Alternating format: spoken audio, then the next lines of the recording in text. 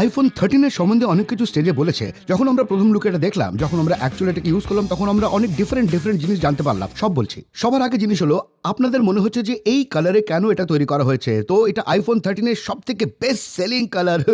Wow, অনেকগুলো take-in ভার্সনসদের এটা পছন্দ হয়নি কারণ এটা পিঙ্ক, কিন্তু আমার এটা অ্যাকচুয়ালি খুব ভালো লেগেছে। খুবই সুইট, খুবই মাইল্ড পিচিস কালার, এটা লাইক ভেরি নাইস। কোন অ্যাঙ্গেল থেকে এটা অলমোস্ট হোয়াইটের মতো দেখতে লাগবে। যদি আমরা বিল্ডের কথা বলি, এখনো অনেকগুলো প্রবলেমস আছে, যেমন ইস্যুস বলতে পারেন আপনি, যেমন এখনো স্মার্টফোনে নচ আছে, এখনো লাইটনিং জ্যাক আছে, এতে কোনো ইউএসডিসি নেই, হোয়াটসঅ্যাপ থেকে ফাইল ট্রান্সফারের প্রবলেম আছে, আর যদি আপনি ব্লুটুথ থেকে ফাইল ট্রান্সফার করতে চান তাহলে প্রবলেম আছে। এই সমস্ত জিনিস যেগুলো আইফোনে ইউজুয়ালি থাকে সেগুলো সেম টু সেম আছে।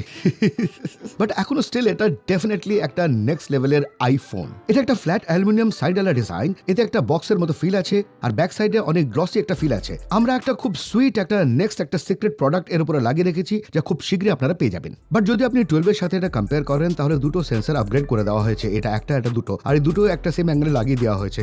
আমার এমন মনে হয়েছিল যে 12 থেকে এটাকে হালকা করার জন্য এরকমটা করে দেওয়া হয়েছে, যাতে একটু ডিফারেন্টের মতো লাগে, কিন্তু আমি ভুলছিলাম, কারণ ক্যামেরায় অ্যাকচুয়ালি অনেক বেশি চেঞ্জেস আছে, তার সম্বন্ধে আমি বলছি। বাট সবার আগে যে জিনিসটা হলো ডিসপ্লে। এতে নচ একটুখানি আপগ্রেডও হয়ে গেছে, একটু ডাউনগ্রেডও হয়ে গেছে। নচ অ্যাকচুয়ালি খুব লম্বা হয়ে গেছে লেন্থে, আর যেটা আপনি কন্টেন্ট দেখবেন তো আপনার মনে হবে যেন একটুখানি বেশি মোটা হয়ে গেছে, বাট অ্যাকচুয়ালি সাইড থেকে এটা পাতলা হয়ে গেছে। মাঝখানে মোটা আর সাইড থেকে পাতলা, খুব ওয়ের্ড মনে হবে। সাইড থেকে পাতলা, মাঝখান থেকে মোটা, একদম আমাদের পেটের মতো।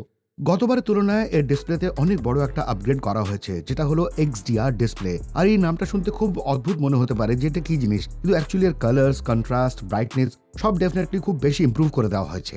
অনেকগুলো এমন ফিচার্স আছে সেটা গত বছরের প্রো মডেলসে ছিল, সেগুলো এতে দিয়ে দেওয়া হয়েছে, কিন্তু একটা জিনিস এতে একেবারে ইমপ্রুভ করা হয়নি, সেটা হলো রিফ্রেশ রেট 60 হার্টজ।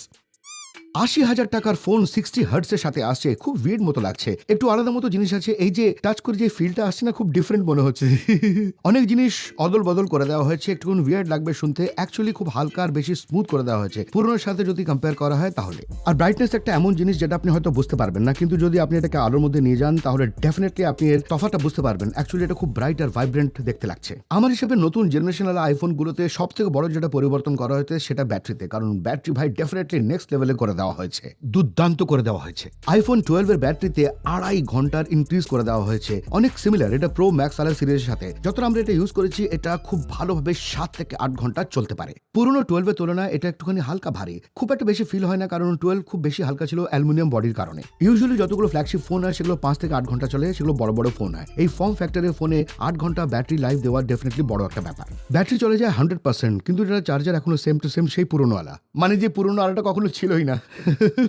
কারণ এই আইফোনের সাথে কোনো চার্জার আসছে না। যদি আপনি এটা কেনেন তাহলে 20 থেকে 25 ওয়াট পর্যন্ত এটা সাপোর্ট করবে, যা আপনার ফোনের জন্য 2 থেকে 2.5 ঘন্টা চার্জ করতে লাগবে, কিন্তু অ্যাটলিস্ট চলবে খুব বেশি। ভাই কোম্পানি এসে গেছে 60 ওয়াটের চার্জিং নিয়ে, 120 ওয়াট, 200 ওয়াটের চার্জিং নিয়ে। কারোর মধ্যে ডাবল ব্যাটারি আছে, কারোর মধ্যে কিছু আছে সিম্পল, এখানে তার লাগাও আর 20 ওয়াট দিয়ে চার্জ করো, ব্যাটারি চলবে অনেক বেশি। ওয়াও। ব্যাটারি পরে আমার মনে হয় সব থেকে বড় যেটা আপগ্রেড হয়েছে এই স্মার্টফোনে, সেটা হলো ক্যামেরাতে। আমার মনে হয়েছিল এতে সাইড থেকে একটুখানি সরিয়ে দেওয়া হয়েছে, কিন্তু অ্যাকচুয়ালি এটা একেবারে নয়। এতে দুটো সেন্সার আপগ্রেড করে দেওয়া হয়েছে। এতে সেন্সার বেসিক্যালি যেটা স্টেবিলাইজেশন হয় সেটা অ্যাড করে দেওয়া হয়েছে। আপনার মনে হবে স্টেবিলাইজেশন শুধু ভিডিওতে করে দেওয়া হয়েছে, যাতে এটা নড়ানড়ি করার সত্ত্বেও ভিডিও ভালোভাবে তুলতে পারে। যখন আপনি নাইটে ফটো ক্লিক করবেন, যখন আপনি নড়তে ফটো ক্লিক করবেন, অ্যাকচুয়ালি ফটোর কোয়ালিটি খুব বেশি ভালো হয়ে যায়। ফ্রন্টে যেটা সেন্সার সেটা এখনো 12 এর তুলনায় একেবারে আপগ্রেড করা হয়নি, একেবারে সেম সেন্সার আছে। একটা ফটো তুলে নেওয়া যাক। ওয়াও, ভিডিও তুলে একবার এটাকে চেক করে নেওয়া যাক। অ্যাকচুয়ালি খুব বড় একটা ব্যাপার হয়েছে, সেটা হলো ওয়াইড অ্যাঙ্গেলে 1x এ আপনি খুব আরাম করে সুইচ করতে পারেন। আর অ্যাকচুয়ালি সব থেকে বড় আপগ্রেড যেটা ওয়াইড অ্যাঙ্গেল ক্যামেরায় করা হয়েছে। গত বছরে ওয়াইড অ্যাঙ্গেল আর প্রাইমারির মধ্যে অনেক তফাৎ হতো, বাট এই বছর ওয়াইড অ্যাঙ্গেলে অ্যাকচুয়ালি বেটার ক্ল্যারিটি দিচ্ছে প্রাইমারির তুলনায়, যেটা খুবই একটা ওয়ার্ড জিনিস। আমার মনে হয় যে অনেক স্মার্টফোনে এই জিনিসটা দেখা যায় না, কিন্তু এমনটা হয় এই বছর। অলদো এটা অনেক প্রো ফিচার মনে হবে আপনার, কিন্তু এতে একটা মোড আছে, সিনেম্যাটিক মোড। যদি আমরা ফোকাস শিফট করতে চাই তাহলে আমরা একটা ক্লিক করে ফোকাস শিফট করতে পারি। বেসিক্যালি এতে যে সিনেম্যাটিক মোড আছে, ওতে ব্যাকগ্রাউন্ডটা একটুখানি ব্লার হয়ে যায়। আপনাদের হয়তো মনে হতে পারে যে এই 3-4টে ফোন আছে সেগুলো দিয়ে কিছু হয়, কিন্তু অ্যাকচুয়ালি এটা হলো একটা সফটওয়্যার ফিচার। একটু হালকা মতো জিটার আসে, ফোকাস করতে কখনো কখনো সমস্যা হয়, ফোকাস ছেড়ে দেয়। অ্যাকচুয়ালি এর যেটা কোয়ালিটি আসে সেটা খুব দুর্দান্ত কোয়ালিটি আসে। একটা দুটো অনেক নেক্সট লেভেলের জিনিস আছে। আপনি অ্যাকচুয়ালি ভিডিও রেকর্ড করার পরেও আপনি ফোকাস শিফট করতে পারেন, যত বেশি আপনার ব্যাকগ্রাউন্ড সেটা আপনি শিফট করতে পারেন। মানে যত ফোনের পোর্ট্রেট মোডে যদি আপনি থাকেন, সেটা আপনি সেই জিনিসটা ভিডিওতে করতে পারবেন। ডেফিনেটলি এটা নেক্সট লেভেলের একটা ফিচার, খুবই স্ট্রং একটা ফিচার। আমার একটা জিনিস খুব ওয়্যার্ড লেগেছে, অলদো সিনেম্যাটিক মোড প্রো ইউজার্সের জন্য, কিন্তু এটা শুধুমাত্র 1080p 30 সেকেন্ডস পার ফ্রেম পর্যন্ত চলে, যা খুবই ওয়্যার্ড, কিন্তু যখন চলে খুব ভালো লাগে এটা।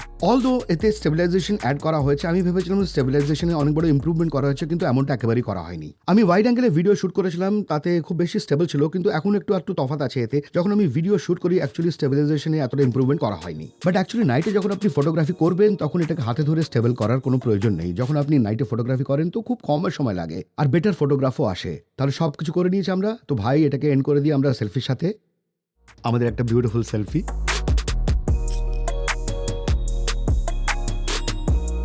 অলদো গতবারের মতো সেন্সরটা সেম, কিন্তু একটু বেশি ওয়াইড পুরোনো বারের তুলনায়। ভাই যত ফটোজ আপনি ক্লিক করবেন, যেটা এক্সপেক্ট করবেন ফ্ল্যাগশিপ লেভেলের কোয়ালিটি, এইসব ফটোদের মধ্যে যে কালার্স আছে, যে কন্ট্রাস্ট আছে, যে ডাইনামিক রেঞ্জের আপনি দেখতে চান সেগুলো সব পাবেন, সবকিছু একটু ফ্ল্যাগশিপ লেভেলের। যদি আমি একদম অনেস্টলি বলি যে এই 13 Pro Max যেটা আমি ব্যবহার করছি কারেন্টলি, এতে 13-এ ক্যামেরাতে খুব বেশি একটা ডিফারেন্স আমি একদম দেখতে পাইনি। তো হ্যাঁ ভাই, ক্যামেরা ডেফিনেটলি একটা আপগ্রেডেড। আরেকটা জিনিস যেটা অ্যাপল আপনাদের বলেনি, যে ভাই আপনি প্রো মডেলসেও A15 বায়োনিক আপনি দেখতে পাবেন, যে অ্যাপেলের সব থেকে নতুন প্রসেসর, তাতেও আপনি A15 বায়োনিক পাবেন। বাট অ্যাকচুয়াল পারফরমেন্সে আপনি যদি গেম খেলতে চান, প্রো মডেলস খুব বেটার, কারণ এতে যেটা গ্রাফিক্স আলা হার্ডওয়্যার আছে সেটা এই সিরিজের তুলনায় ভালো। যদি আপনি নর্মালি ফোনকে এদিক ওদিকে জিনিসে ব্যবহার করেন, ক্যামেরা খুলবেন, তখন আপনি এটা বুঝতে পারবেন না। যদি আপনি হাই এন্ড গেম খেলেন তাহলে ডেফিনেটলি আপনি এই জিনিসটা নোটিস করবেন। একটা ছোট মতো জিনিস অ্যাপল যেটা চেঞ্জ করেছেন, যে ভাই সেম প্রাইসে প্রথমে iPhone 12 Pro, যাতে iPhone 13 লঞ্চ হয়েছিল, সেই সেম প্রাইসে আপনি 64 GB পেতেন, বাট এখন 128 GB আপনি পান। ডেফিনেটলি এটা খুব ভালো একটা আপগ্রেড, কারণ স্টোরেজ সবারই দরকার লাগে। বাট ভাই পারফরমেন্স আমরা সমস্ত টেস্ট করে নিয়েছি, আমরা অ্যাকচুয়ালি অনেক গেমসও খেলেছি এতে, আর ভাই আপনাকে আমরা এতে গেম খেলে দেখাচ্ছি। আর এখন আমরা চালাবো পাবজি খেলেছি ভাই, BGM।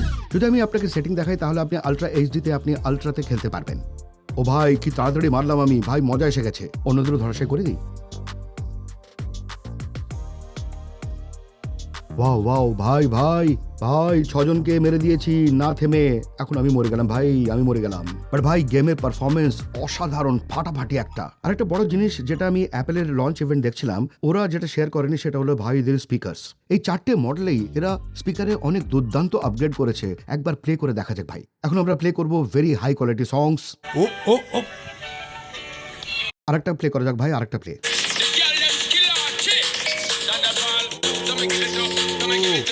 আওয়াজে শুধু ভলিউমই নয়, এর যেটা বাস আছে আর যেটা ক্ল্যারিটি, ডেফিনেটলি সেটা একটা আপগ্রেডেড। ভাই সরাসরি বলতে গেলে এটা ডেফিনেটলি একটা এক্সাইটিং স্মার্টফোন, আর অনেকগুলো আপগ্রেডস আছে এতে। এই স্মার্টফোনকে আমি আইফোনের যেটা 12 Pro আছে তার থেকেও বেশি আমি আপগ্রেড বলবো, কারণ গত বছরের যেটা iPhone 12 Pro ছিল তার থেকেও আমি বেটার বলবো। অলমোস্ট সমস্ত জিনিস এতে আছে, বাস একটা টেলিফোটোওয়ালা ক্যামেরা নেই আর লাইটিং সেন্সারও নেই। বাট ক্যামেরাতে, ব্যাটারিতে, পারফরমেন্সে সবেতে ডেফিনেটলি একটা খুব বড় আপগ্রেড। অলদো ডিজাইন আপনার খুব সিম্পল, খুব সিমিলার মনে হতে পারে, সেটা এই জন্য কারণ অ্যাপল নিজের কনসিস্টেন্ট থাকে নিজের ডিজাইনের ব্যাপার নিয়ে। তো বেসিক্যালি আমি সরাসরি বলছি, যদি আপনি iPhone 12 থেকে আপগ্রেড করতে চান তাহলে আপনি এক ছোট মোটো চেঞ্জেস দেখতে পাবেন।